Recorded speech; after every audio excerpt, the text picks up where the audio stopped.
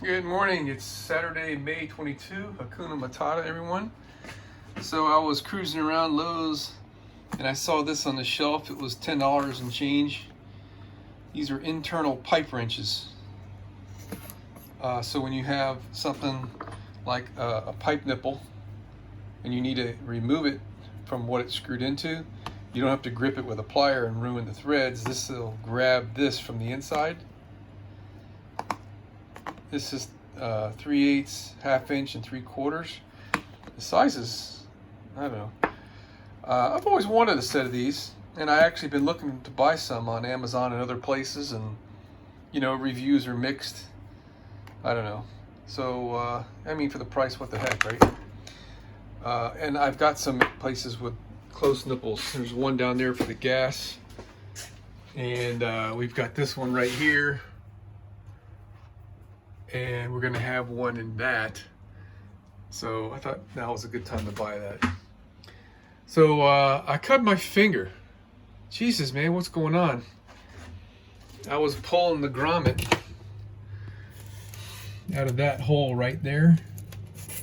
And the edge of this metal from being stamped out is literally as sharp as a razor blade. I can't believe I did that, man. It's really making my life an aggravation. So that's where the gas pipe hooks up. Sorry about the video, man. I took the grommet out just to make it a little bit easier. And now I gotta bend this pipe to connect onto this and be in line with the groove that I cut in the plywood that goes here, which is in line with this. And that's gonna be a pain. This is, I mean, there is flexible copper, corrugated looking copper pipes that you can buy that are prefabbed with the ends on them already. And I may end up actually going that route, but I've already got this. This is leftover copper tubing, and it had the flare on the end already and the nuts from the line set that came with my mini split air conditioner, which was too short. I think this came with my 9,000 BTU. Size looks familiar there, but anyway, I just cut the end off and bing, there you go. I got another nut right here. I'll be able to slide the foam off or just cut it off and use that nut on the other side. But before I do that, I'm gonna have to bend this, put a bend over in the right spot, so that way the vertical part is coming up in the right spot to be back far enough that I can make the turn, the bend in at the end of the valve, which is right here. You want to have a shut-off valve at every appliance, so in case something happens, right? So that's going to be, something like that. Sorry. All right, we'll be able to shut it off if we need to, or on. And so I need to have, the nut's going to be here, the flare's going to be here, there'll be a section of straight, and then a 90-degree bend down. So that, I got to kind of work this from both ends at the same time. And, it's a bit of an art, I guess, to make those judgments on where do you make your bends and stuff. And I'm just gonna get a Sharpie pen, I guess, and make some marks on this where I think it needs to be bent. All right, I put my piece of wood, my wood shelf in here, and I left out this piece just so I could see and work better. It's just like, I'll show you.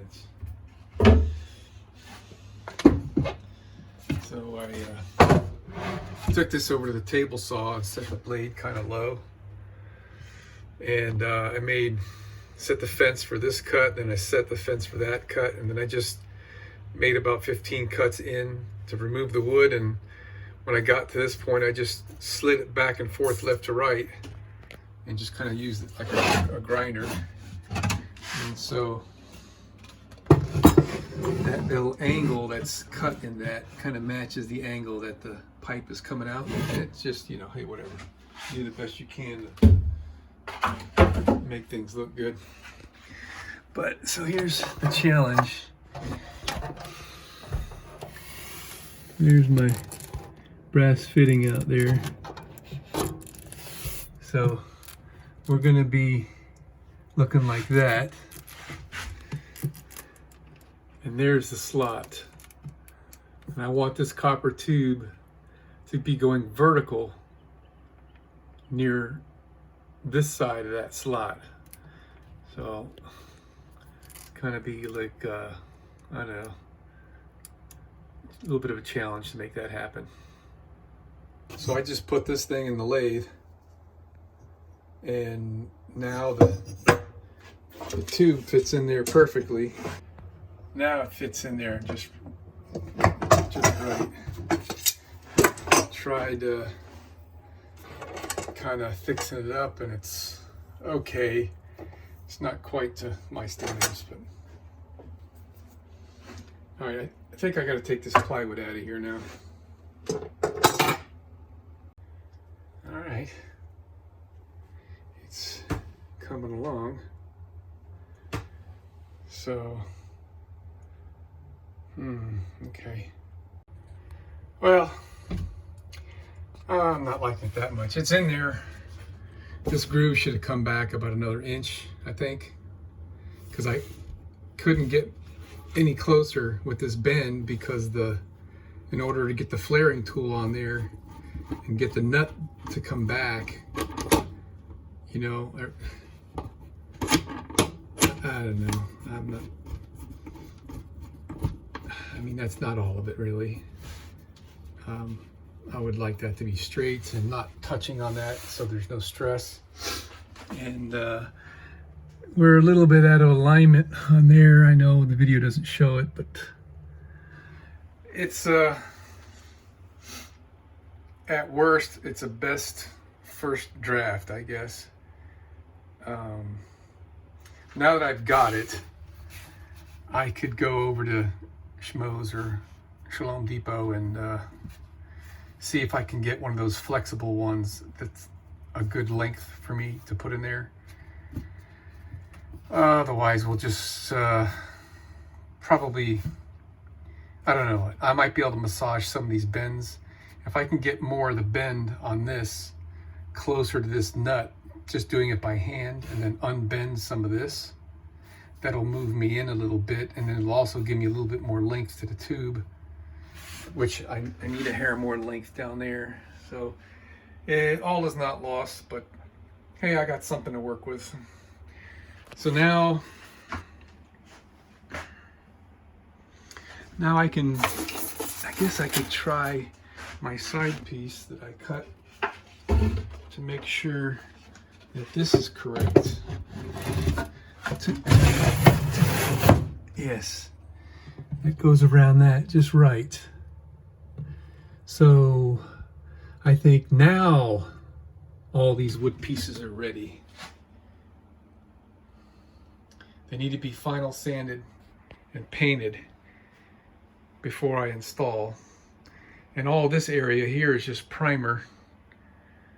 And I got to clean it up and get the blood off the damn thing. Yeah, I think we're there finally.